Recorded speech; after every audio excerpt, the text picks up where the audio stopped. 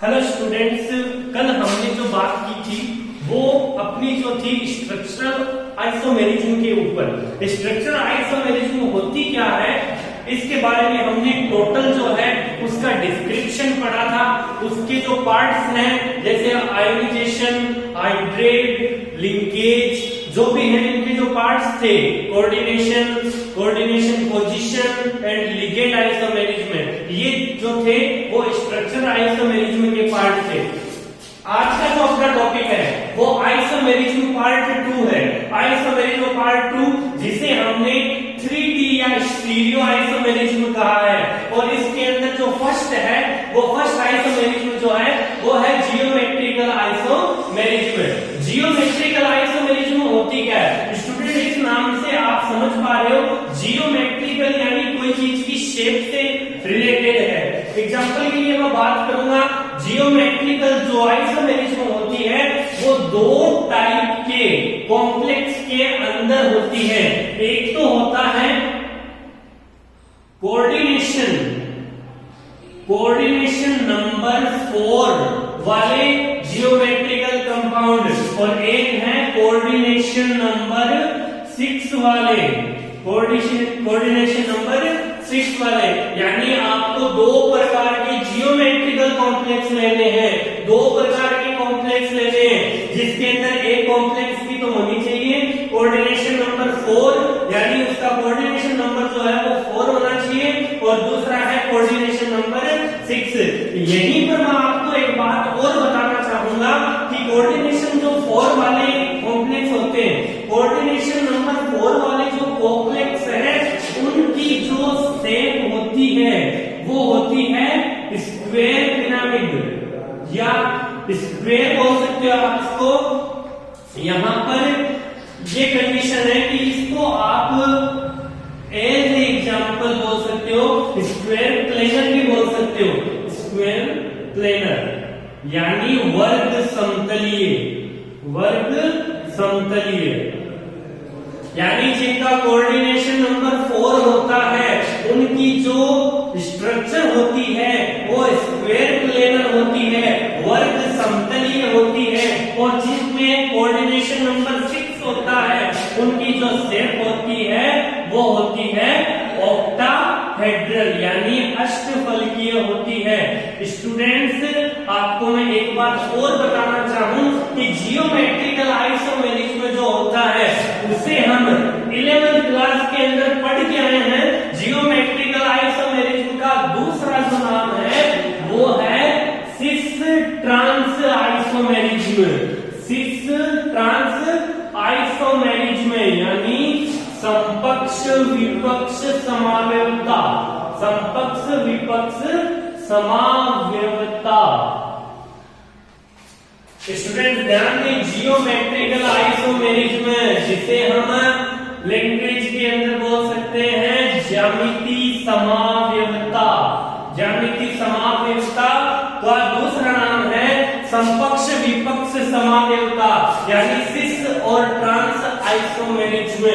ज्यामिति समावयवता geometrical isomerism है वो दो टाइप के कॉम्प्लेक्स के अंदर रिप्रेजेंट होती है। वो पहली है कोऑर्डिनेशन नंबर 4 वाले कॉम्प्लेक्स, और दूसरे हैं कोऑर्डिनेशन नंबर 6 वाले कॉम्प्लेक्स। कोऑर्डिनेशन नंबर 4 वाले कॉम्प्लेक्स की जो स्ट्रक्चर होती है वो होती है स्क्वायर प्लेनर यानी वर्ग समतलीय, और कोऑर्डिनेशन नंबर 6 वाले कॉम्प्लेक्स हैं उनकी जो स्ट्रक्चर होती है वो होती है अष्टफलकीय यानी ऑक्टाहेड्रल होती है। तो स्टूडेंट, अपना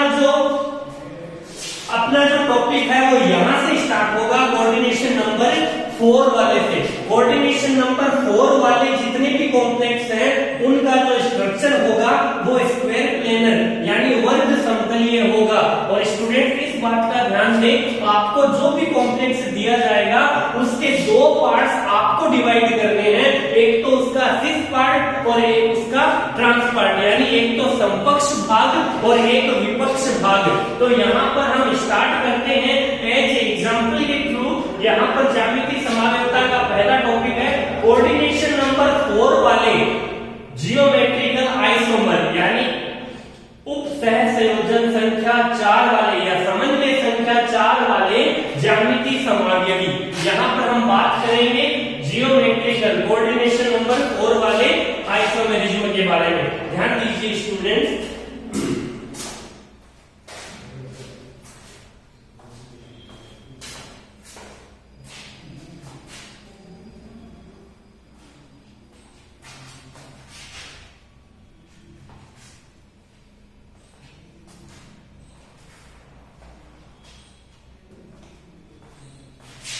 अपना जो टॉपिक है वो कोऑर्डिनेशन नंबर 4 वालों के लिए है। कोऑर्डिनेशन नंबर 4 के बारे में पहला क्वेश्चन क्या बनता है, कोऑर्डिनेशन नंबर 4 वाली जो कॉम्प्लेक्स है, जिनका कोऑर्डिनेशन नंबर 4 है, उनकी जो स्ट्रक्चर होती है वो किस टाइप की होती है। तो आपका आंसर जैसा कि पहले आप देख चुके हो, स्क्वायर प्लेनर। स्क्वायर प्लेनर यानी वर्ग समतलीय, वर्ग समतलीय ज्यामिति हम कोऑर्डिनेशन नंबर 4 वालों को कह सकते हैं। आगे स्टूडेंट्स ध्यान दें, स्क्वायर प्लेन। अब इसके अंदर एक एग्जांपल और लेना है। देखें स्टूडेंट्स, आपको एक एग्जांपल दिया जाएगा, उस एग्जांपल के अंदर आपको ही पता लगाना होता है कि उसकी कोऑर्डिनेशन नंबर कितनी है। एक बार स्टूडेंट्स ध्यान दीजिए, यहाँ पर जैसे मैं फर्स्ट एग्जांपल लेता हूं इसका CONH3 का होल ट्वाइस Cl2। ये अपना एक कॉम्प्लेक्स है। मैं अभी इस चीज को शो नहीं करना चाहूंगा कि इसका कोऑर्डिनेशन नंबर मुझे पता है। कोऑर्डिनेशन नंबर इसका क्या होगा, हमें इस चीज को निकालना पड़ेगा, इस चीज को फाइंड आउट हमें करना होगा। देखिए स्टूडेंट्स, याद रखें कोऑर्डिनेशन जो नंबर था, कोऑर्डिनेशन नंबर की लैंग्वेज क्या थी कि सेंट्रल एटम से जितने डोनेट एटम जुड़े हैं, सेंट्रल मेटल एटम जो है उससे कितने डोनेट एटम जुड़े हैं, कितने डोनेट एटम जुड़े हैं, उन डोनेट एटम का जो नंबर है, उन डोनेट उन दाता परमाणुओं की जो संख्या है वो उसकी उप सहसंयोजन संख्या कहलाती है। यहाँ पर ध्यान दीजिए, ये है सेंट्रल एटम। NH3 है वो मोनोडेंट है, यानी इसके अंदर कितने डोनेट एटम होंगे, एक, बाहर कितने लगे, 2, तो 1 into 2 प्लस Cl है वो कितने डेंट है, 1 मोनोडेंट है, बाहर कितने लगे, 2, तो 1 into 2 plus 1 into 2 is equal to 4। तो यहां पर CO की कोऑर्डिनेशन नंबर कितनी हो गई, 4, यानी कोऑर्डिनेशन नंबर कितनी है, 4 है। यानी इसका स्ट्रक्चर कैसे बनेगा, स्क्वायर प्लेनर बनेगा स्टूडेंट्स। और स्क्वायर प्लेनर तो हम बना देंगे, लेकिन जियोमेट्रिकल आइसोमेरिज्म की खास बात क्या है, आपको इसका स्ट्रक्चर तो बनाना ही है, लेकिन स्ट्रक्चर के 2 पार्ट करने हैं, एक तो सिस पार्ट और एक ट्रांस पार्ट, एक तो समकक्ष और एक विपक्ष। देखिए स्टूडेंट, पहले ये जानते हैं, अपने लिए ये जानना जरूरी है कि स्क्वायर प्लेनर जो स्ट्रक्चर है वो कैसा होता है। देखिए स्टूडेंट, मैं एक बार स्क्वायर प्लेनर जो है उसको बनाना चाहूंगा। ये एक स्क्वायर हो गया, ये स्क्वायर हो गया, इसके बीच में जो क्रॉस आ जाएगा ये हो गया स्क्वायर प्लेनर, ये हो गया स्क्वायर प्लेनर। यहाँ बीच के अंदर, यहाँ जो एकदम सेंटर है, यहाँ पर आ जाएगा सेंट्रल मेटल एटम, ठीक है, और यहाँ पर जो है वो आ जाएंगे लिगेंड। तो जो स्क्वायर प्लेनर की स्ट्रक्चर है वो इस टाइप की होती है। तो स्टूडेंट पहले इसके सिस पे बात करेंगे। देखिए स्टूडेंट, ये स्क्वायर बनाएंगे, यहाँ पर हम ये स्क्वायर हो गया, मैंने क्रॉस दिया, यहां पर सेंट्रल एटम है CO, तो मैंने CO लगा दिया। NH3 2 है तो NH3, ये NH3, ये Cl, ये Cl। अगर NH3 आप देखो, दो आप जो लिगेंड है वो 2 टाइप के आपके पास, और दोनों के 2 पार्ट है, NH3 NH3 Cl Cl। अगर सेम लिगेंड, एक बार मेरी बात को फोकस करें कि अगर सेम लिगेंड एक ही जो है, जो एक ही तल में स्थित है, अगर जो सेम लिगेंड है वो एक ही जो है तल में स्थित है, यहाँ पर एक ही लाइन पर जो है स्थित है, तो ऐसे टाइप को हम कहेंगे सिस टाइप। जो है ये किस टाइप का जो है, ये हो गया सिस टाइप। इसका एक और टाइप बन सकता है, सिस ही होगा वो, ये तो सिस है, एक सिस और बन सकता है इसका।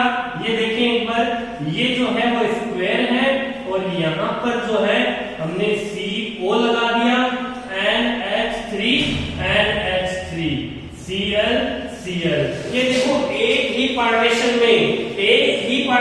के अंदर जो है वो पोजीशन जो है एक ही पार्टीशन के अंदर है, एक ही तल के अंदर है, तो ये भी समकक्ष होगा।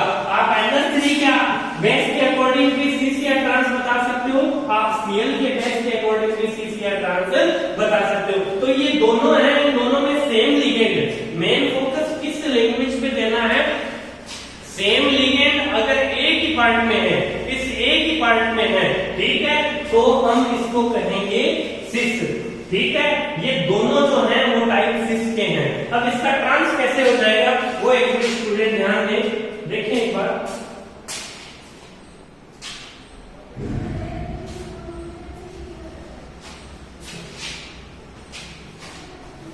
इसका ट्रांस कैसे हो जाएगा, ये स्क्वायर हो गया,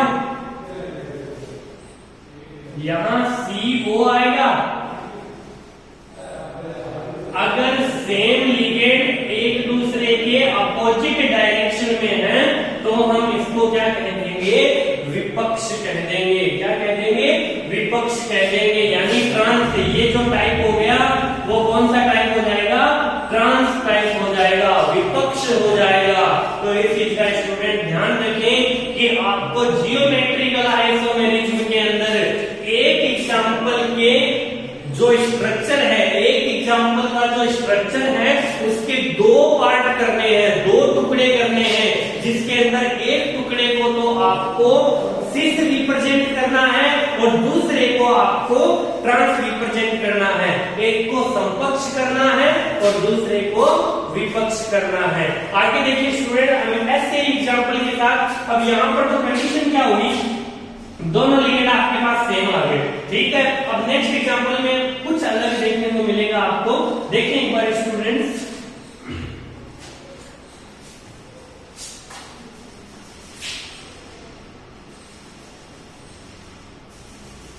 यहां CO H2O का होल BrCl, यहां पर लिगेंड है वो तीन टाइप के हैं, ठीक है। यहां पर इसका सिस और ट्रांस देखें एक बार।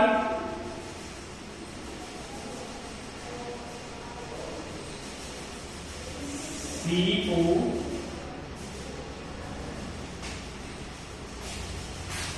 दो सेम लिगेंड है, वो एक ही पार्टीशन में आनी चाहिए। ये H2O है और इस C पार्टीशन पे H2O है, यहां Cl और यहां Br। दो सेम लिगेंड अगर एक ही पार्टीशन में है तो ये कौन सा टाइप हो जाएगा, सिस, यानी समकक्ष हो जाएगा। और दूसरा जो है, दूसरा मैं यहां बनाना चाहूं, देखें एक बार, ये स्क्वायर हो गया, ठीक है। इस स्क्वायर के अंदर ये CO H2O Cl और ये Br। आपको तो दो सेम लिगेंड से जो है उस पे मेन फोकस करना है।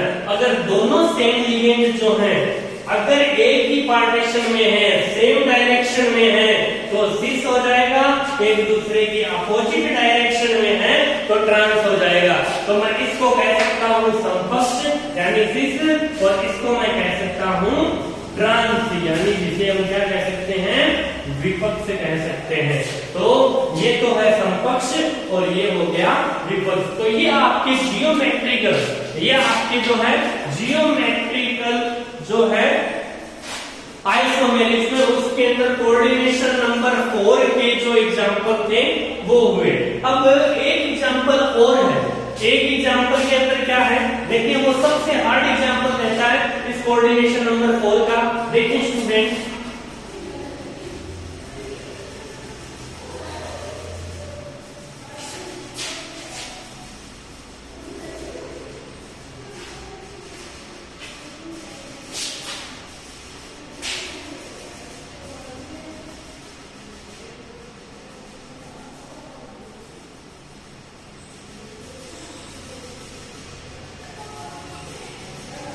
CpGl/2 डाइग्लाइसिनेटो, Gl को आपने ग्लाइसिनेट कहा था, ठीक है। तो इसके अंदर कोऑर्डिनेशन नंबर कितने हैं, देखो सबसे पहले पता लगाते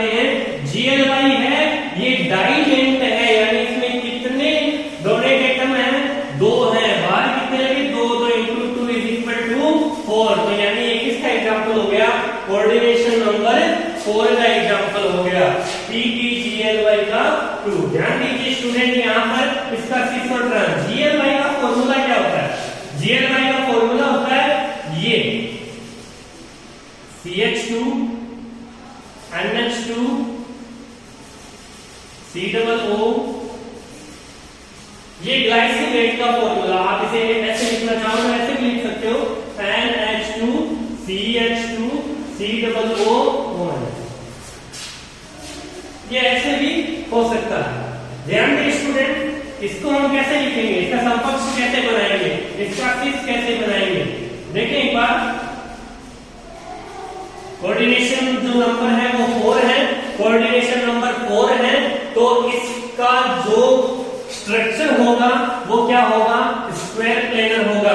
तो स्क्वायर प्लेनर को आप ऐसे रिप्रेजेंट कर सकते हो। आपका सेंट्रल एटम जो है वो प्लेटिनम है, तो यहाँ पर सेंट्रल एटम को रिप्रेजेंट कर दो। GLY है तो इसका ये फॉर्मूला लिखना है आपको। देखें स्टूडेंट, यहाँ पर मैं लिखता हूँ NH2 CH2 COO माइनस, ऐसे लिख दूं। और यहाँ पर क्या हो जाएगा? NH2, या इसको ऐसे लिख दो NH2 CH2 C, या इसको ऐसे भी लिख सकते हो आप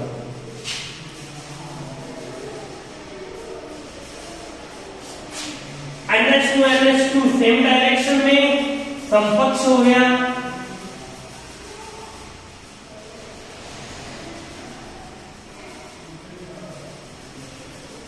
NH2 CH2 COO, यहां पर क्या होगा? COO minus CH2 NH2। ये जो है लिगेंड अपोजिट डायरेक्शन में है, तो ये तो हो गया ट्रांस, और ये सेम डायरेक्शन में है, तो ये हो गया सिक्स। तो ये आपके कोऑर्डिनेशन नंबर 4 के जितने भी एग्जांपल थे वो सारे कंप्लीट होते हैं। इस एग्जांपल पे ज्यादा फोकस करोगे आप। इस एग्जांपल के अंदर कोई भी डाउट है, अगर आपके डाउट नहीं भी होते तो हम जो अपना कल का वीडियो होगा उसके अंदर सबसे पहले ये ही एग्जांपल लेंगे। मैं इस एग्जांपल को एक बार फिर करवाना चाहूंगा कुछ नए तरीके से। और आज के लिए हमने जो पढ़ा है वो स्टीरियो आइसोमेरिज्म के अंदर जो टॉपिक था जियोमेट्रिकल आइसोमेरिज्म, और उसके अंदर जो टॉपिक था coordination number 4, coordination number 4 geometrical isomer. ठीक है, उसके अंदर हमने सारे एग्जांपल किए। कल जो बात होगी, सबसे पहले हम वीडियो के अंदर ये बताना चाहेंगे इसका जो नया तरीका है वो किस टाइप से कर सकते हैं, और जो अपना नेक्स्ट टॉपिक होगा वो कोऑर्डिनेशन नंबर 6 पे होगा एंड ऑक्टाहेड्रल स्ट्रक्चर पे। आज के लिए कोऑर्डिनेशन नंबर 4 पे मैं अपने बात को खत्म करना चाहूंगा। आज के लिए इतना ही। Thank you.